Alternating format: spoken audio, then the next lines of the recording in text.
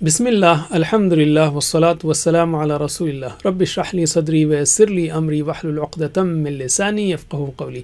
ناظرین السلام علیکم ورحمۃ اللہ وبرکاتہ۔ سیرت النبی صلی اللہ علیہ وسلم انگلیوں پر اہم واقعات کو یاد رکھیے آسان طریقے سے 5 منٹ سیریز میں۔ سبق نمبر 22، 7واں ہجری سال مدنی زندگی کا۔ بایاں ہاتھ استعمال کیجئے۔ اس سال کے 3 حصے ہیں: غزوہ خیبر، غزوہ ذات الرقاع، عمرہ قضا۔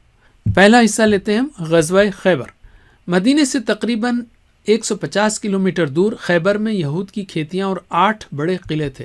یہ لوگ رسول صلی اللہ علیہ وسلم و مسلمانوں کے خلاف سازشیں کرتے رہتے تھے۔ اس فتنے کو ختم کرنے کے لیے آپ 1400 صحابہ کو لے کر خیبر کی طرف روانہ ہوئے۔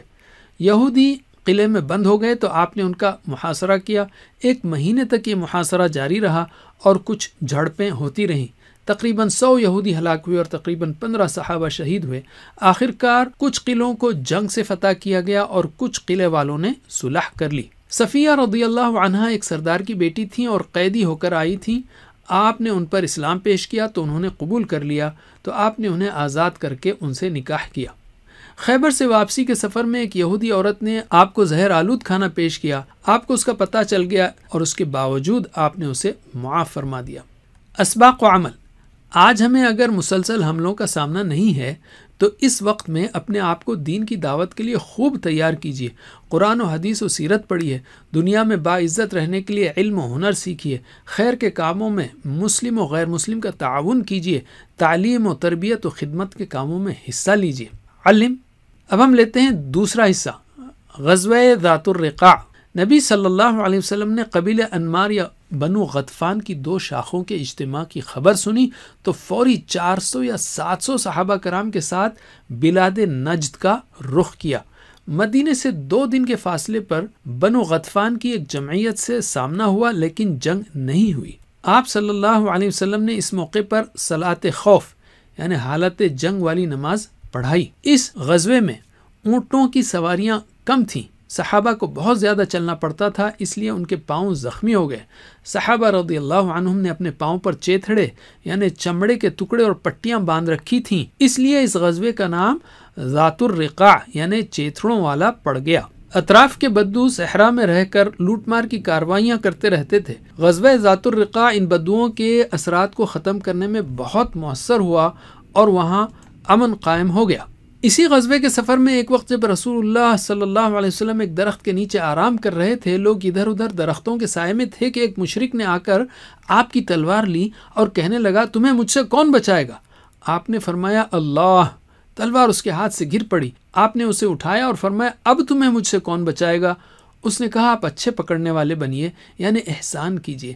آپ نے اسے چھوڑ دیا۔ سبحان اللہ، کیسا عظیم الشان یقین تھا آپ کا اور کتنے رحم دل تھے آپ۔ اسی غزوے کے سفر کی ایک رات 2 صحابی عباد اور عمار پہرا دے رہے تھے رضی اللہ عنہم۔ عمار نے آرام کیا اور عباد نے نماز شروع کی۔ ایک مشرک نے ایک کے بعد ایک 3 تیر مارے۔ وہ صحابی اپنے جسم سے تیر نکالتے جاتے مگر انہوں نے نماز میں قرآن کی تلاوت کو توڑنا گوارا نہ کیا۔ سبحان اللہ، قرآن کی کیسی محبت اور عظمت تھی ان کے دلوں میں، اللہ ہمیں بھی نصیب کرے۔ اسباق و عمل۔ نماز کسی صورت معاف نہیں، حتیٰ کہ جنگ کی حالت میں بھی نہیں۔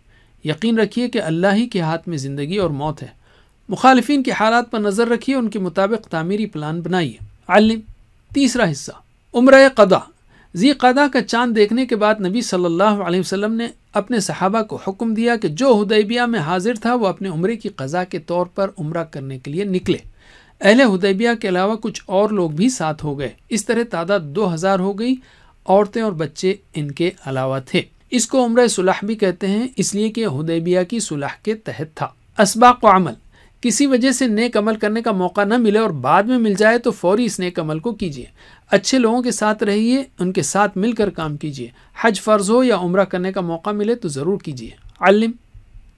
اب ہم لیتے ہیں قرآن کو۔ دوسرے دور یعنی 6 سے 8 ہجری میں 7 صورتیں نازل ہوئیں، تقریباً 2 پاروں کے برابر۔ 6 اور 26 کو یاد رکھیے۔ 7 ہجری میں سورہ المائدہ نازل ہوئی۔ اس کے شان نزول یعنی نازل ہوتے وقت کے حالات کو سامنے رکھ کر اور سمجھ کر پڑھیے تو بہت زیادہ اثر ہوگا، تلاوت کرنے میں مزہ آئے گا۔ علم۔